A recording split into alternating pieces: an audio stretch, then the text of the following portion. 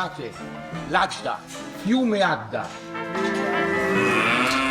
Sì, hanno detto che l'Adda è per di là.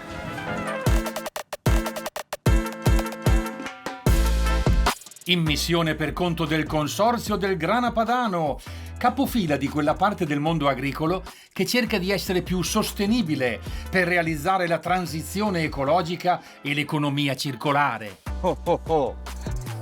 Elettrone, la mia moto d'epoca trasformata in elettrica riesce anche a fare il fuoristrada, ma sono sulla strada giusta.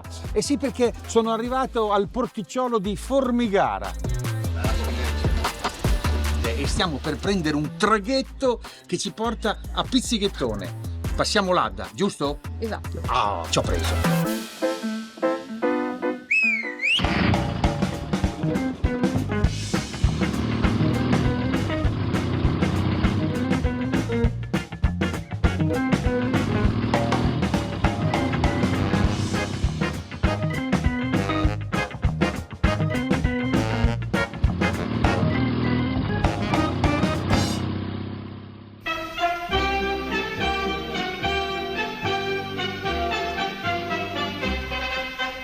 Mercato di Pizzighettone ci sono più di 3.000 persone, sono venute dal monte e dal piano, che fracasso, che gran confuso. La folla un letto si sfolla, poi corre s'affolla, curiosa a guardare. La prima edizione del Festival di Sanremo del 1951, con una canzone cantata da Achille Togliani col duo Fasano, ha celebrato il mercato di Pizzighettone, dove oggi sono dirette tutte queste belle signore. Carlo, cos'è? Un'arca, un traghetto, una gita? Dove stiamo andando? Con la capinera andiamo Si chiama Capinera questa barca. Capinera, perché siamo nel parco Adda Sud e di capinere c'è pieno qua nel parco, e andiamo al mercato di Pizzighettone. Sul fiume Adda sono circa 4 chilometri di fiume e è una sciccheria andare a fare la spesa col battello. Così si evita di prendere l'automobile, si evita di avere problemi di parcheggio, insomma è più gradevole e anche più comodo. È bello qua però, Bello sì, sono in casa, a tavolo vedo l'Adda. Oddio, mi stai inquadrando. Ma non è un mirino, signora. Non la stiamo inquadrando nel mirino. Inquadrando... D'accordo, stavo parlando con lei. Guarda come è fatto il fiume, tutto pieno di anse. A ogni ansa c'è una spiaggia, sono i gerali di ghiaia o sabbia, ricco di vegetazione ma soprattutto aironi, garzette e cormorani. Carlo è appassionato di navigazione fluviale, Danilo invece è appassionato di storia. Però ti piace da matti a te la storia? Certo, mi piace tantissimo la storia, poi la storia della mia città mi piace tantissimo. Visto che tu, Danilo, sei uno storico, mi parli per favore di questo mistero del drago Tarantasio?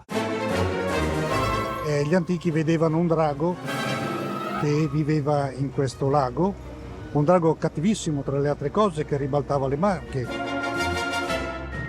e mangiava il contenuto. Un drago che facevano anche sacrifici umani per cercare di tenerlo buono. Un drago che aveva un alito bestiale, pestilenziale, portava un sacco di malattie e ovviamente poi, come tutti i draghi, sputava pure fuoco, se no non era un drago serio. È una leggenda, dai. No, non è per niente una leggenda. Ma com'è possibile? Il mistero del drago Tarantasio, storia o leggenda che sia, è intrigante. Mentre le signore vanno al famoso mercato di Pizzighettone, Un paio di scarpe leggere, estive. io seguo Danilo sulle tracce del drago Tarantasio. Ma questa è la chiesa di San Bassiano. Cosa ci fa un drago in chiesa? Seguo Danilo fino alla sagrestia. Ecco, questa è metà costola del drago Tarantasio. Dai! Metà! Metà costola, perché l'altra metà ovviamente era... Quindi se questa è una costola, metà, il suo pancione era il doppio. Era enorme. E pesava, calcola, 7-8 tonnellate, per cui immagina un pesce di queste dimensioni. Dai, incredibile. E dicevi che razza di bestia era? Era un basiliosauro. Storico! Il basilosauro è esistito. Era un mostro lungo anche 15 metri, un terribile predatore con una bocca smisurata. Impropriamente chiamato sauro, poi invece si sono accorti che invece era una balena. È l'antenato delle attuali orche assassine. È per quello che avendo gli sfiati sulle narici faceva molta paura. Quindi Tarantasio aveva il physique du rôle per creare la leggenda. Ma ricapitolando, allora, la leggenda del fiato infuocato era che c'era del Sì, metano. del metano, gas che ovviamente si formavano dal marciume di tutte queste paludi. C'era una gran puzza, per cui allora la leggenda del fatto che lui aveva un fiato terribile. E la puzza era dovuta senz'altro ai miasmi di tutte queste paludi. E davano la colpa, naturalmente, al Davano la drago. colpa al drago. Il drago, per essere un drago serio, ovviamente aveva l'alito cattivo, sputava fuoco e mangiava la gente. E il fatto che mangiasse la gente, anche questo era storico. Anche questo è storico, certo, davano proprio dei sacrifici umani, soprattutto di giovani, proprio per tenere tranquillo questa bestia. Tant'è vero che lo stemma di Milano riporta questo biscione col bambino in bocca.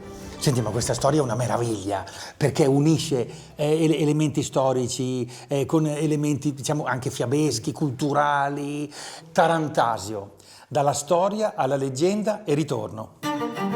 E tornando alla storia di Pizzighettone, Danilo mi porta nella Torre del Guado.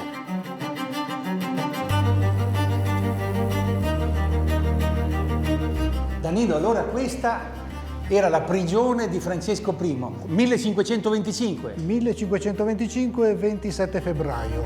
Battaglia di Pavia. Francesco I di Valois è sconfitto da suo cugino Carlo V di Spagna ed è confinato qui. Qui è stato trattato veramente coi guanti di velluto, perché innanzitutto era un re francese, valeva un sacco di soldi. E da qui ha scritto anche una famosissima lettera, perché lui poteva scrivere alla mamma, e ha scritto una famosa lettera dove dice: cara mamma, qui tutto è perduto, perché ovviamente ha perso la guerra, fuorché l'onore. È stato lui a dirlo in questa E certo, esattamente qua. frase pazzesca. È passata alla storia. È passata poi alla storia. Francesco avrà perso anche la guerra, ma ci ha guadagnato un dolce, inventato a suo tempo proprio in suo onore dai pizzighettonesi, e che tuttora è il dolce tipico locale. La storia è interessante, però anche la ricetta è interessante. Allora, in pratica l'impasto di un plum cake, però in qualche modo aromatizzato con gli amaretti, e poi dentro ci sono anche uvetta, vaniglia e sopra le nocciole, il pan del re. Ma Danilo, dopo la pausa caffè, mi richiama all'ordine. Dove mi porti, Danilo? Ti porto nell'ingresso principale della fortezza. Siamo nelle famose mura che circondano completamente la città attraversata dall'Adda, iniziate dai Visconti e poi completate dagli austriaci. Queste erano le famose casematte? Queste sono le famose casematte. Apriamo.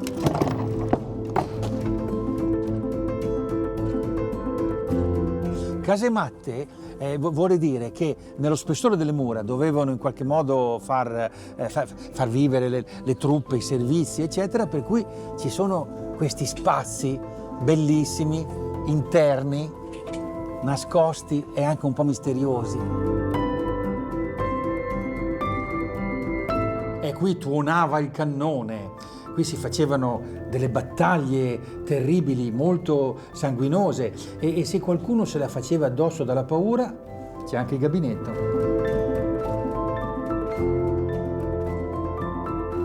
Danilo, è dagli anni 90 che voi vi siete costituiti come volontari delle mura. Sì.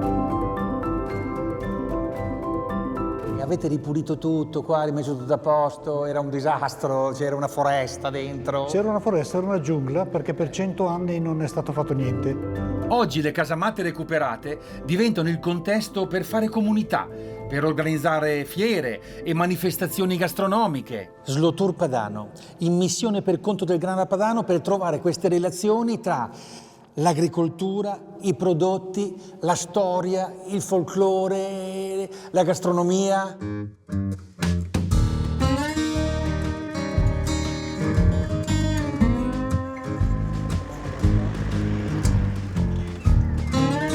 Siamo a Roncole, 10 ottobre 1813, qui nasce Giuseppe Verdi. Vabbè, il babbo praticamente aveva un'osteria qua e quindi il piccolo Giuseppino, che aveva la cameretta che dava sulla stalla, praticamente fin da piccolo aveva a che fare con il cibo, aveva a che fare con l'agricoltura.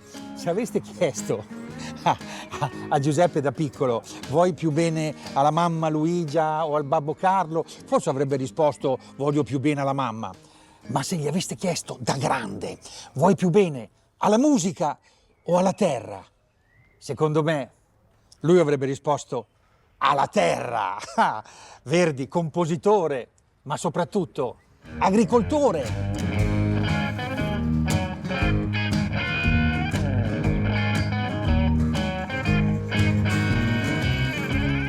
Ecco, qui sono arrivato in territorio piacentino. Laggiù c'è Villa Verdi a Sant'Agata, ma qui c'è la latteria sociale Stallone. Dove Verdi è di casa.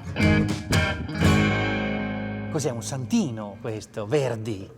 Per noi è veramente un santino, perché queste terre sono tutte appartenute al maestro Giuseppe Verdi. Giuseppe aveva circa 1000 ettari di terreni e produceva il formaggio grana. Fa parte della nostra storia, della nostra cultura. È stato altrettanto grande quanto musicista anche come imprenditore agricolo. Ha fatto costruire l'ospedale perché diceva tanta gente moriva nel tragitto di andare su un carro fino a Piacenza, quindi aveva questo spirito per il bene comune.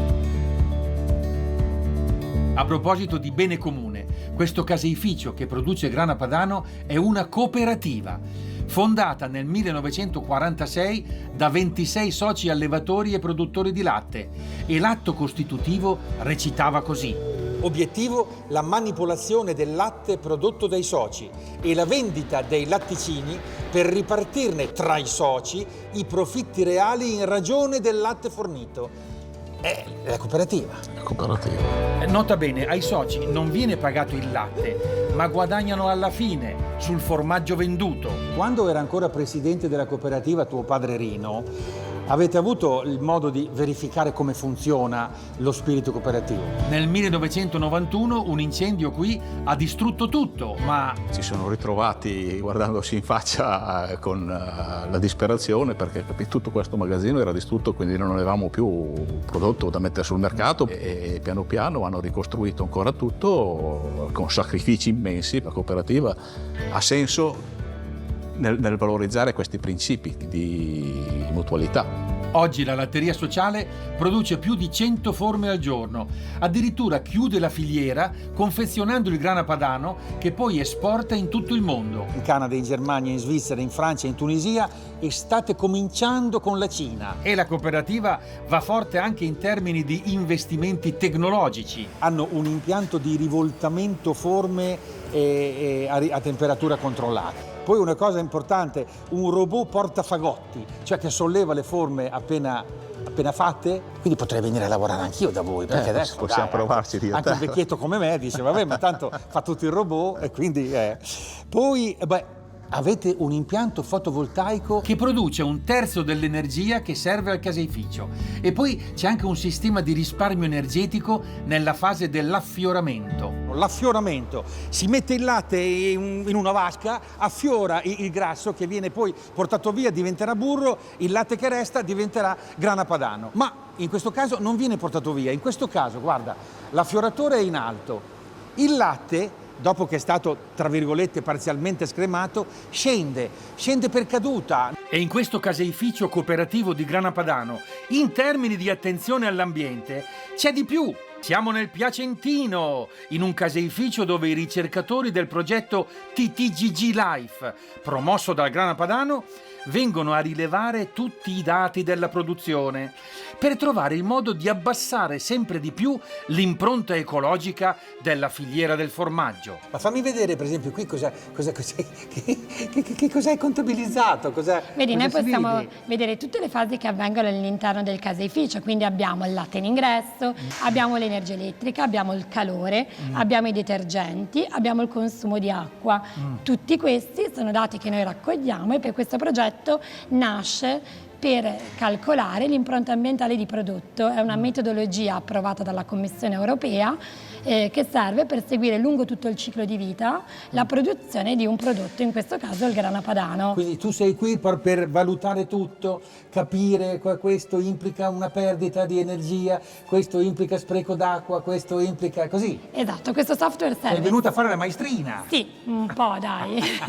Ma soprattutto è uno strumento che non serve a noi per valutare se sono bravi o cattivi. È uno strumento che serve alle aziende stesse che operano lungo tutta la filiera per capire se possono fare meglio. Quindi lo scopo è realizzare un software, cioè un metodo da seguire per produrre il grana padano senza sprechi e col minimo impatto ambientale, e per avere chiara una strategia di miglioramento, perché si può sempre migliorare. Per esempio, nel magazzino di stagionatura ci sono più di 25.000 forme che vengono periodicamente spazzolate e pulite. E viene fuori questa roba qua. Che schifo, guarda. Cos'è questa? Cosiddetta morchia. Morchia. Grassi, sale. Questo si mosche. butta via. Questo di solito si butta via ed è anche un costo per un caseificio, anche un rifiuto. Ti vorrei dimostrare che c'è qualcuno che saprebbe cosa farne, valorizzarla. Ma qualcuno chi? Ma dove? Ma valorizzare la morchia?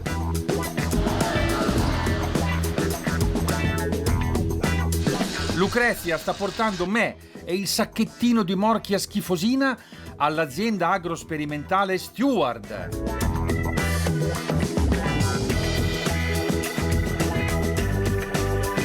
Lucrezia, ma sono vermi. Non sono vermi, sono larve, sono degli insetti decompositori e sono in grado di mangiare anche la morchia. Se vuoi le puoi anche toccare, guarda. Ma no, ma figurati, ma cosa. Sono carine. Ma ascolta, ma Ci aiutano tantissimo, dovresti volergli bene. Ma lo sa il tuo papà che tu fai questo mestiere qua? Ti ha fatto studiare, sei diventata professoressa e poi alla fine mette le mani nei vermi, ma dai! Ma Lucrezia sembra innamorata di questi vermi mangiascarto.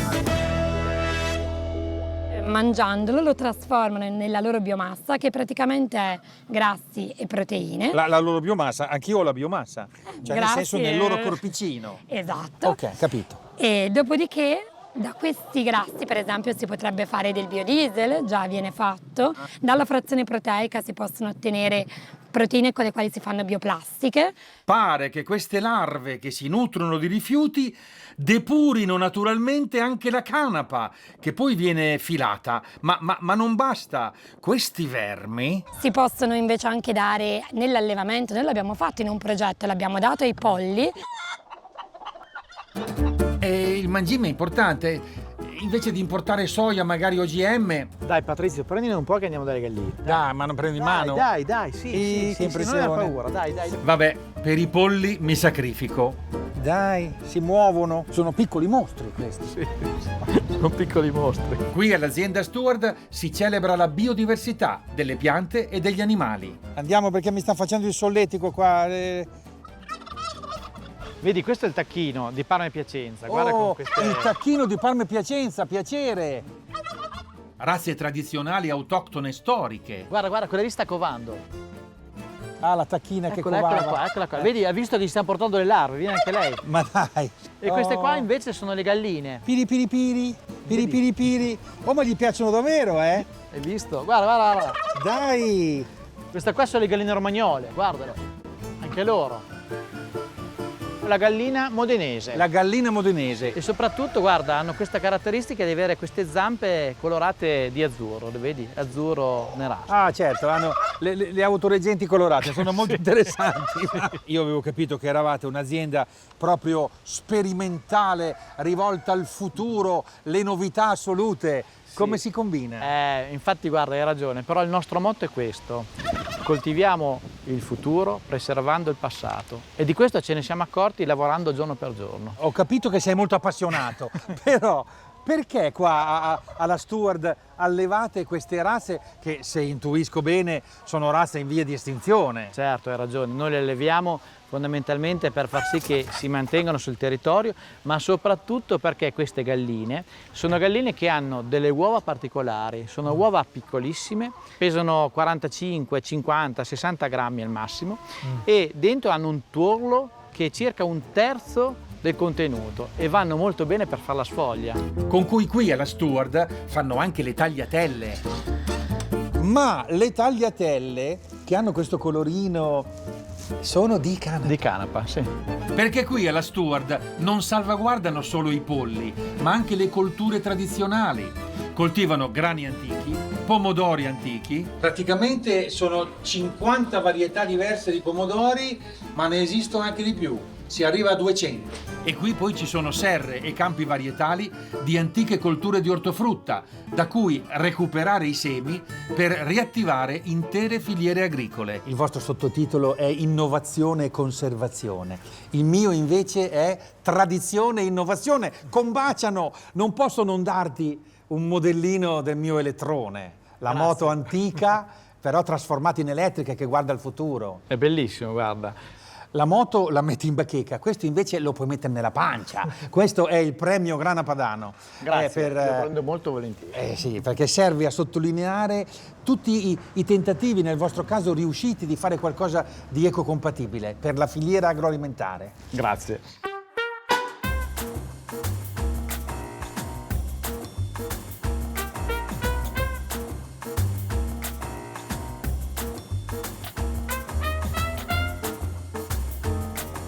Dai, pazzesco, attacca la telecamera, guarda cosa c'è. Una rana!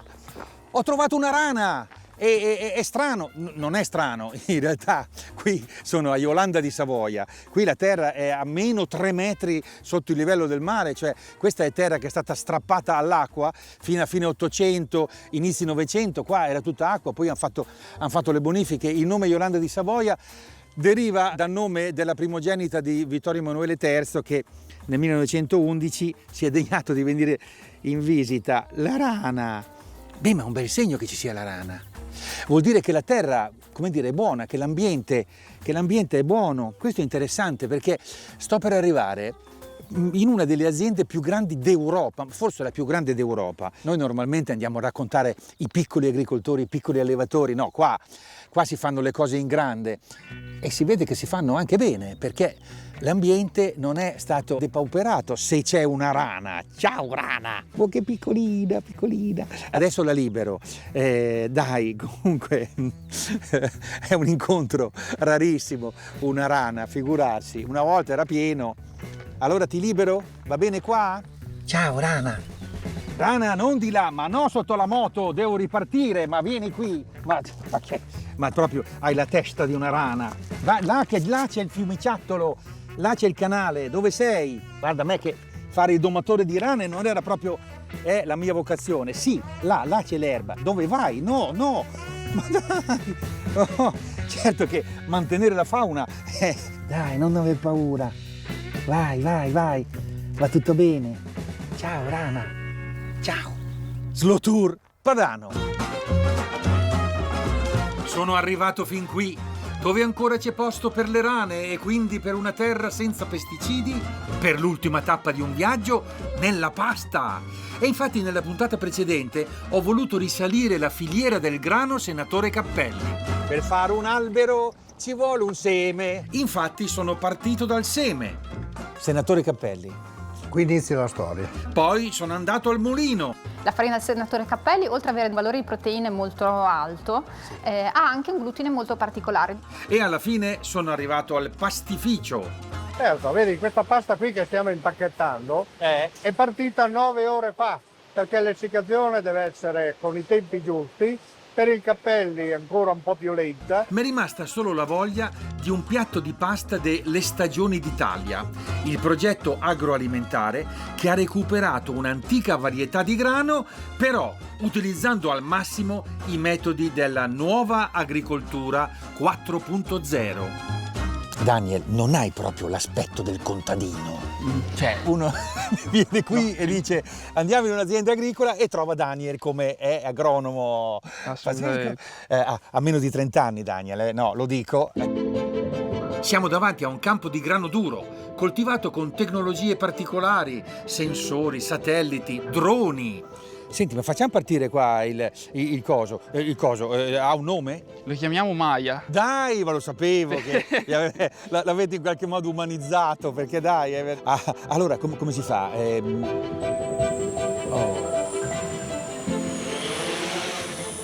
Dai!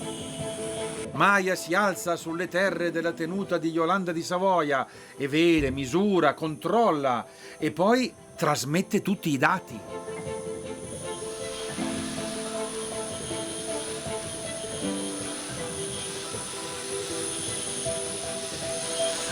Sì, ma alla fine l'agronomo cosa capisce da questa indagine? Utilizzando queste informazioni, l'agronomo è in grado di capire come varia le caratteristiche dello stato fisiologico della coltura in campo e sulla base di questo riesce a creare delle dosi di concime differenziato che è la base per l'agricoltura di precisione. Cioè tu capisci che lì per esempio è carente, allora dici glielo diamo, là invece ce n'è fin troppo, lasciamo perdere, così magari vale anche per l'acqua, no? Qua il terreno è bello umido, basta, risparmiamo l'acqua e qui invece bisogna intervenire. E dopo cosa succede? Che tutte queste informazioni automaticamente vanno ai trattori. Queste informazioni qui vengono poi tutte tradotte in maniera molto semplice in una mappa, chiamata mappa di prescrizione, dove all'interno porta le informazioni di posizione della trattrice in campo con quantitativo di concime da applicare in quella determinata zona. Quindi l'obiettivo è di fare le cose giuste al posto giusto, risparmiando l'acqua, il concime, i trattamenti e quindi il gasolio dei trattori e quindi la CO2. Produrre il massimo in termini di quantità e qualità, spendendo il minimo in tutti i sensi, economici e ambientali. Beh, certo, tutto questo fa comodo alla salute e al portafoglio anche di noi consumatori. Dai, di la verità che ti diverti. Sì, è divertente. E tutto viene inviato al campo base. Dai, non ho mai visto una regia come questa, ma cos'è? È Cat Canaveral dei tempi, è la regia televisiva più incredibile. E invece Pierluigi, esattamente questo è il luogo di controllo, in dialetto ferrarese, control room. Sì, esattamente, è la sala di monitoraggio nella quale noi raccogliamo i dati da quasi 1 milione di ettari dei nostri clienti in tutta Italia e li portiamo nei nostri laboratori e restituiamo poi quello che vedi, cioè tutte queste mappe, queste elaborazioni che servono poi per dare dei consigli, per esempio, agli agricoltori in campo. Quella lì, per esempio, cos'è? Una telecamera su un campo? Quella è esattamente una semplice telecamera, o meglio semplice, una telecamera ad alta definizione che ci consente di essere fisicamente presenti nel campo. E tutte le mappe coloratine invece sono le vostre aziende? Queste sono le nostre aziende in Sardegna, quelle in Alto, in Emilia Romagna, in Toscana. I colori che vedi corrispondono a diverse colture che in quel momento sono in campo. Ecco, e questo rappresenta bene tutte le colture che avete, che sono moltissime, perché partono dal grano, dal riso, pomodoro, poi i frutteti, melo, pero, prugne, l'erba medica, le foraggiere, il mais, la soia, piselli, meloni, carciofi, olio, erbe officinali, eccetera, eccetera, eccetera. Senti, ma il senatore Cappelli? Questo, per esempio, che vediamo qui davanti è un volo del drone sopra un campo del senatore Cappelli che serve appunto per fare la famosa pasta alle stagioni d'Italia. Quindi è il drone che abbiamo fatto volare prima. Perfetto. E scusa, a me tutto questo piace molto perché insomma, no, è entusiasmante tecnologicamente, i colori, tutto. Però mi viene una domanda, capisco, non ti offendere. A cosa serve tutto questo controllo qua? Poi alla fine... Ovviamente, ma serve oltre a migliorare il processo produttivo a garantire poi al consumatore effettivamente la qualità e la sicurezza del prodotto. È evidente che sono in una grande azienda agricola, la più grande d'Italia e forse d'Europa. E qui qualità deve per forza fare rima con quantità. Il vostro modello com'è? Nel senso, dove vi collocate? A metà tra l'agricoltura tradizionale e quella industriale? Qual è la vision che avete? Guarda Patrizio, noi riusciamo a coniugare la tradizione con l'innovazione. Tradizione viene rappresentata dalla capacità che ha avuto l'azienda di recuperare un seme in disuso, quale il senatore Cappelli, e di coltivarlo però con tecniche moderne, quindi con la precision farming, con l'agricoltura 4.0, che ne ha scaturito comunque risparmio idrico, riduzione di emissioni di CO2 e quant'altro. E questo è il motivo per cui conciliamo la tradizione all'innovazione. È così importante la filiera? Patrizio, è molto importante soprattutto in questo momento storico dove l'approvvigionamento della materia prima è chiave. La capacità di possedere la filiera si traduce in qualità dei prodotti ma anche in capacità di avere sempre la materia prima a portata di mano per coltivarla, produrla e renderla disponibile per i nostri consumatori. E io non vedo l'ora di consumare, mettendo in tavola tutta la filiera delle stagioni d'Italia, dalla pasta al pomodoro fino all'olio. E al fin della filiera io mangio. Sono soddisfazioni perché voglio dire, tanto parlato del senatore Cappelli. Comunque, guarda, buona e buona. Buone, buone. La cottura la tiene? Sì, ma poi che altre caratteristiche ha? Dillo. Sulla pasta senatore Cappelli è stato fatto un test da parte del Policlinico Gemelli su 42 persone che erano sensibili al glutine. Quindi non celiache, ma sensibili soltanto al glutine. E hanno avuto, mangiando la pasta Cappelli senza saperlo, notevoli benefici. Per noi è una grande soddisfazione, perché vuol dire che il prodotto è un ottimo prodotto e può aiutare anche chi ha certi tipi di sensibilità. È un perfetto connubio tra bontà e benessere. Questa è una bella conclusione, sì, sono soddisfazioni. E il viaggio prosegue, sempre dalle parti del Po. Sannazzaro Dongina. Cremona è a 5 km qua in linea d'aria, 10 km se uno va via Po. E laggiù c'è Isola Serafini e la centrale. Ma vorrei arrivarci con una barca coerente col mio slow tour. Sceso da Elettrone, cosa faccio? Salgo su Best, che è una barca elettrica. Yes. Oh, perfetto. Descrivimela, cioè tu che sei ligure, giusto? Genovese. Ecco, ti sei fatto una barca elettrica. Penso un po'. E si risparmia, incredibilmente si risparmia perché non ha costi di manutenzione. Michele è entusiasta della sua creatura. Però perché la barca elettrica? Questa è una barca velocità gozzo, per fare una passeggiata sull'acqua con un accesso facilitato per tutti, con la carrozzina, con le persone che hanno difficoltà motorie, bambini, per tutti. La signora con la gonna, con i tacchi a spillo. Ma con i tacchi a spillo anche no, però, dai. E ha una velocità di crociera 5 nodi, 10 km all'ora, e ha un'autonomia di 50 km. Quindi in poche parole tu... 10 ore di navigazione? Tranquillo. Poi torni, la ricarichi e via. La ricarichi con un sistema automotive, perché Cioè, cosa vuol dire? Noi sposiamo la tecnologia delle auto, perché le grandi gruppi industriali investeranno sull'innovazione e noi siamo pronti per recepire quell'innovazione e trasferirla nella nautica. Ho capito, siete dei paguri. Vi mettete sulla scia di quello che stanno facendo sulle automobili e così sfruttate quella ricerca lì. Bisogna riconoscere i propri limiti. Certo, ci saranno forse più soldi là su quella ricerca che sulla vostra. Noi speriamo, da buon genovese noi speriamo. Ecco qua, sono già sulla barca.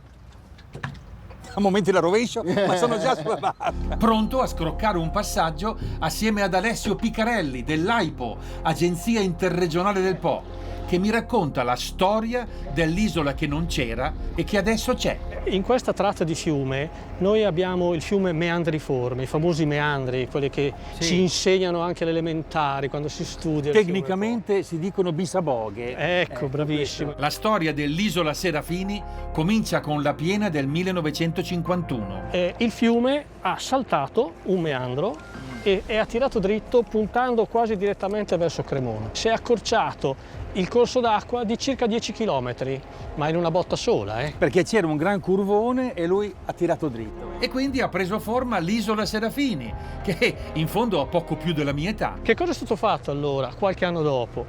Sfruttando il fatto che c'era questo salto di meandro, si era creato un grosso salto. Ma certo, accorciando il fiume si è creato un dislivello di diversi metri. E che cosa hanno fatto gli ingegneri idraulici? Hanno sbarrato il fiume qua, hanno creato una diga. Quindi noi con la diga manteniamo il fiume come se fosse in piena. Ma ecco perché siamo in un periodo di grande siccità e qui c'è un sacco d'acqua, perché non avevo capito che a valle c'è la diga che ha chiuso. Ma dai! Dagli anni 60, quando è stata inaugurata la centrale, tuttora è in funzione, abbiamo questa centrale idroelettrica che è l'unica grande centrale idroelettrica sul fiume Po. Ma come la mettiamo con la navigabilità del Po? che è anche un'arteria fondamentale per il traffico fluviale. Stiamo per entrare nella conca. E cosa ci succede adesso? Niente di grave. Per superare il dislivello della diga stiamo entrando dentro a un gran portone che poi pian piano si richiude minacciosamente alle nostre spalle.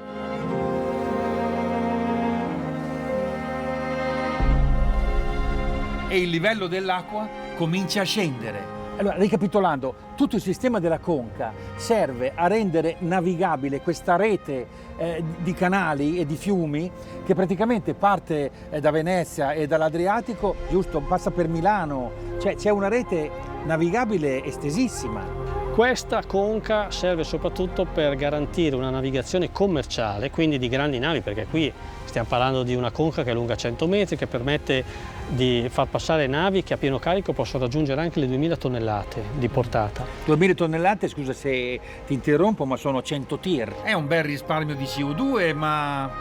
Però Alessio, tutta questa cosa qua, la conca, consumerà un sacco di energia. No. Come no? No. Ma non è possibile. Questa è una conca green, perché si riempie e si svuota da sola. Quindi noi usiamo solo la forza di gravità. Guarda, si stanno aprendo le porte. Usciamo, siamo 10 metri più bassi. Possiamo continuare.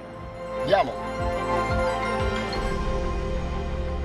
E da qui, volendo, potremmo arrivare al mare. Ma io invece sbarco. Il metodo ginocchietti a cagnolone. E mi fermo sull'isola Serafini, dove mi aspetta Elena. Elena è un'abitante di Isola Serafini.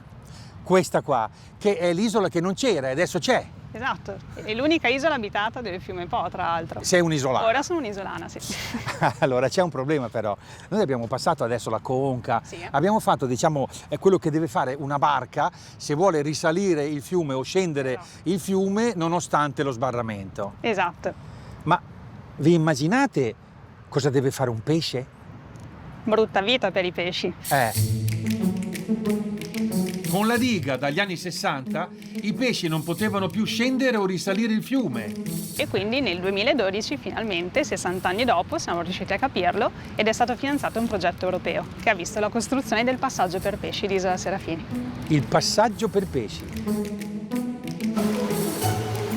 Elena, ma spiegami come funziona. Abbiamo una serie di bacini successivi, vengono definiti. Tu li devi immaginare come dei gradini giganteschi. Dei gradini. E di mano in mano consentono ai pesci di superare il salto idraulico dettato dallo sbarramento. Quindi di salire e di scendere. Però vedo che ingressi e uscite sono sfalsati. Sono alternati e c'è un motivo. Sono alternati proprio perché devono rompere la corrente, quindi agevolare il passaggio dei pesci, altrimenti verrebbero sparati come dei proiettili. Certo. Beh, ma scusa, in pratica si è riaperto un corridoio biologico fondamentale. Fondamentale. Ti dirò di più. Dopo 60 anni di interruzione del fiume Po, alcune specie importantissime di pesci autoctoni qui è completamente scomparsa. Era scomparso anche lo storione. Il primissimo che ha attraversato il passaggio per pesci di Isola Serafini è arrivato nel 2019, dopo 2 anni dall'apertura dell'impianto, e così per affetto l'abbiamo soprannominato Ciccio. Ciccio! Mitico. Il primo storione! Vai Ciccio! Ma dai, che bella storia! Siamo tutti con te, Ciccio. E c'è anche il modo di vedere i pesci che passano. Quindi noi qui siamo sotto il Po. 8 metri sotto il livello della strada, esatto. E ci sono questi finestroni per spiare il passaggio dei pesci. Esatto, questo è il cuore pulsante, la cabina di monitoraggio. E da qui gli operatori della cooperativa Isola dei Tre Ponti, che gestisce la scala dei pesci, ricavano dati biologici preziosi. Elena, qual è casa tua? È quella più alta. Quel famoso gruppo di 11 persone che ha dato vita alla cooperativa Isola dei Tre Ponti. Siete tutti amici, siete... Noi siamo più che amici, perché noi siamo amici di infanzia, siamo fratelli, sorelle, genitori, quindi alla fine si è costruita negli anni una piccola grande famiglia. E com'è che tu riesci ad abitare in questo posto strano? È una scelta, non è assolutamente sofferta, ma non è nemmeno scontata, quindi c'è un legame così forte non solo con il fiume, ma proprio con il nostro territorio, motivo per cui noi dobbiamo stare qui perché vogliamo stare qui, è molto semplice. E a questo punto Elena si merita il premio speciale Grana Padano per l'idea ecosostenibile. simbolicamente. Pesci viziati, No, però. ecco, una bella Grazie. fetta di grana padano. Questo è molto, molto ben gradito, davvero. E grazie. questo è il premio che io ti do, proprio uno sciopone di cuore. Vi ringrazio di cuore, no, davvero, non so davvero cosa dire. Grazie mille. Cos'è questo qua? Questo è un biohotel. Un biohotel, dai! Biohotel, è un biohotel, sì, il nome è un po' buffo, ma questo serve per dare alloggio agli insetti utili nel proprio giardino. Dai, Sì. veramente? Questo viene abitato dai bombi, dalle api muratrici, questo è stato lasciato fuori un paio di giorni, queste sono già abitate. Eh sì, perché l'hanno chiuso. L'hanno chiuso perché Sono andate loro- dentro e hanno detto casa mia. È casa sua. Ma chi è questo signore? Un architetto, un inventore, forse un entomologo che si intende di insetti? La coccinella, che sembra un bellissimo insetto, è uno dei più grossi predatori. Ah, sì? Mangia gli afidi. Gli afidi sono quindi quegli è insetti- utile all'agricoltura. È utile all'agricoltura. Allora, lo slow tour è bello perché è un viaggio. Quando uno è in viaggio, poi gli capitano degli incontri casuali. Per esempio, ho conosciuto Antonio. Ecco, Antonio ha fatto tutta la vita il falegname e quindi hai usato la sega circolare e quindi sei un grande esperto in economia circolare. Sì, no, un po' meno, un po' meno. Tutto questo legno con il quale fa questi oggetti che io definirei di designer è legno riciclato. È legno totalmente riciclato. Io ho fatto il falegname, ma adesso mi rifiuto di usare legno nuovo. Perché usare legno nuovo vuol dire abbattere alberi. Certo, quindi tutto recupero. Tutto recupero. E Che dove lo trovi? Dove trovo lo nei trovi? fiumi, lungo le campagne, nelle aziende agricole, addirittura anche nei cantieri edili. Scusa Antonio, dimmi. Posso far vedere una cosa? Fammi vedere. No, Dai, no. fa vedere le mani. È un Ci manca un pezzo, E Ci manca un infatti, pezzo. cioè, sono le mani di uno che ha fatto il falegname Sì, 40 anni. Sì. Dai, vabbè, ma Ma è guarda, meraviglia. vuoi che ti faccia vedere un'altra cosa? Manca anche questo. Va bene. Comunque si vede che c'hai la passione dentro. Si vede la passione perché, c'è. Perché sei bello. E anche le cose che fa sono belle. Rami incorniciati per quadri arredo, portafiori, lampade, coniglietti, galline e civette. Come dire, natura, ecologia e creatività. perché- Creatività, ci vuole creatività. Perché tu devi vedere un pezzo di legno, ma devi sapere cosa ci fai. Questo mi ricorda molto Geppetto. Diciamo che veniamo dalla scuola di Geppetto. Diciamo questo. Dammi la manona. Va bene. Ciao. Ok, Antonio, Geppetto. Dopo Geppetto faccio un'altra sosta dal mago di Oz, il mio amico Remo, il meccanico guzzista che è cresciuto a bottega fin da piccolo. A 12 anni, dopo la quinta elementare, erano nelle botteghe. A colpi di saldatrice, fil di ferro e cacciavite ha tenuto assieme elettrone durante questo viaggio. Fa come una specie di croc. Ah, ecco il perché. Viaggio che ormai, per ora, è arrivato alla fine.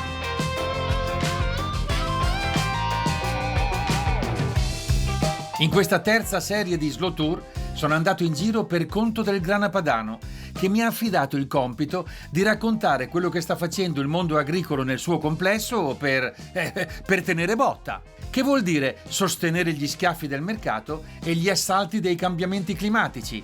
Oggi con una responsabilità in più: fare ricerca e tutelare l'ambiente.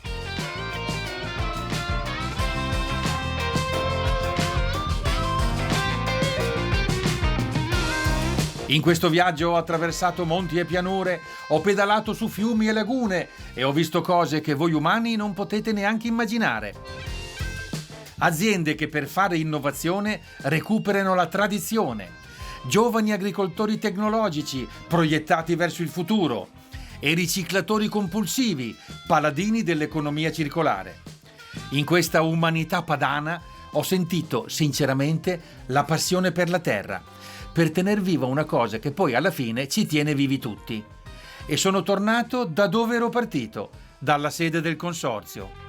Io alla fine di questo viaggio avrei una domandona, non solo al presidente del consorzio del Grana Padano, ma proprio all'allevatore, al produttore, al trasformatore, cioè a una persona che ha tutta la filiera in mano. Allora, va bene che l'agricoltura è il settore primario, però sembra che dipenda tutto dall'agricoltura. Dall'agricoltura ci aspettiamo che ci faccia mangiare bene, che tuteli l'ambiente, adesso che produca anche l'energia. Sotto certi aspetti fa piacere, perché vuol dire che siamo importanti. Noi accettiamo anche questa ulteriore sfida. ci siamo sempre stati e quindi noi siamo pronti a fare quello che abbiamo sempre fatto. Voi avete dietro alle spalle un territorio. Tu sai che la filiera DOP Grana Padano ha ragione di esistere perché tutela un territorio, oltre che un prodotto. Quindi Grana Padano è frutto di un territorio ben specifico e sarà sempre così, se no non potrà essere Grana Padano, sarà un'altra cosa. Quindi la valorizzazione del territorio e il rispetto del territorio è la nostra missione. Va bene, da consumatore ho capito. Per rivedere le puntate, retroscena e approfondimenti www.italiaslowtour.it.